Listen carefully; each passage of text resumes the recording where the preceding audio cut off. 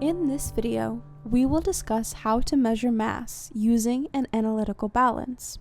The main structural difference between an analytical balance and the top-loading balance is that the analytical balance has an extra component in their instrumental design, which is the 3 draft shields that form an enclosure that covers the balance pan.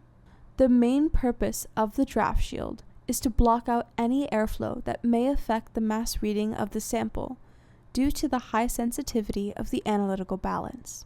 This added isolation of the sample allows the analytical balance to weigh masses with precisions up to 1/10 of a milligram or a milligram, depending on the model. What is the purpose of the analytical balance draft shields? As we discussed just now, the draft shields prevent airflow during the measurement, allowing for a higher level of precision. Before we start, we can recap on the difference in precision between an analytical balance and a top-loading balance. If we need to measure 2.950 grams of sodium chloride, which type of balance is our best choice? Only an analytical balance can get us precise masses down to the thousandth of a gram, so we must choose an analytical balance. Let's now use the analytical balance to weigh about 2.950 grams of sodium chloride. Before starting, it is always a good idea to make sure that the balance is in good working condition. First, we should clean the balance pan by brushing it off gently. We should next close all draft shields, then tare the balance by pressing the tare button. The balance pan should read 0 after tearing, as the balance pan is empty right now. As analytical balances are very precise and sensitive to environmental fluctuations, it can sometimes take a long time for the reading to stabilize. Therefore, in addition to closing all of the draft shields, you should also try to minimize the vibrations in the environment. Do not lean on the bench or walk around when the balance is stabilizing its reading. If the balance refuses to tear, or tearing does not yield a stable 0.0000, consult an instructor on how to proceed. Now that the balance is ready to be used, we can begin our measurement. The first thing we must know is that we never add the sample directly onto the balance pan. This will cause damage to the instrument. What should we use as a receiving vessel when weighing out our sodium chloride sample? As sodium chloride is a solid sample, a weighing boat is our best choice. Before adding sodium chloride to the weighing boat, we should first measure the mass of the empty boat by placing it on the tared balance pan. Close all draft shields. Record the mass of the empty boat once the reading is stabilized. Then, tare the balance again with the boat on top. Remove the weighing boat from the balance once the balance display reads 0. Next, we can start adding the sample to the weighing boat using a spatula.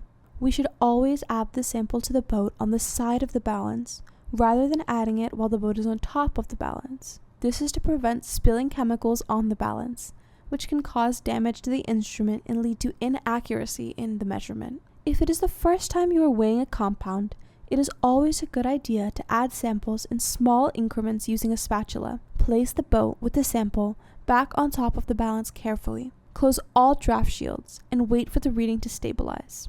One note: if the analytical balance you are using has multiple draft shields on each side of the enclosure, you should always transfer your sample through the side shield instead of the top one. Transferring through the top shield is more difficult and can lead to spilling of the chemicals. Which shield drafts should be used when transferring our samples? The best option is the side draft shields, since they will reduce the likelihood of spilling any chemicals. Currently, we have about 3.6489 grams of NaCl, which is clearly too much. What should we do next? We should never return excess chemicals to a stock reagent container. That's the easiest way to contaminate a lot of chemicals. The correct operation is to remove the extra and dispose of it in the waste. However, as you can see, this produced unnecessary waste. Therefore, we should always add samples in small increments to minimize the waste we produce. It is okay to measure the mass several times as you are adding it in small increments. Currently, the balance reads 2.9867 grams. What should we do next? It is very rare, at least in the setting of a general chemistry lab, that an exact mass measurement is required. Our time is more important. If the mass is close to the target, within a few percent, all we need to do is to record the actual mass we measured in the lab notebook. How should we record this mass reading in our notebook? It should be 2.9867 grams, since the analytical balance measures up to 4 decimal places in precision, and including the units of measurement is a must for any lab measurements. Congrats! We're done with our mass measurement. However, before we simply walk away with the measured sample, we should make sure that the balance area is clean for other users. What should we do before we walk away with our sample? All of the above. We should be good lab citizens. The balance room is a common lab space shared among all students.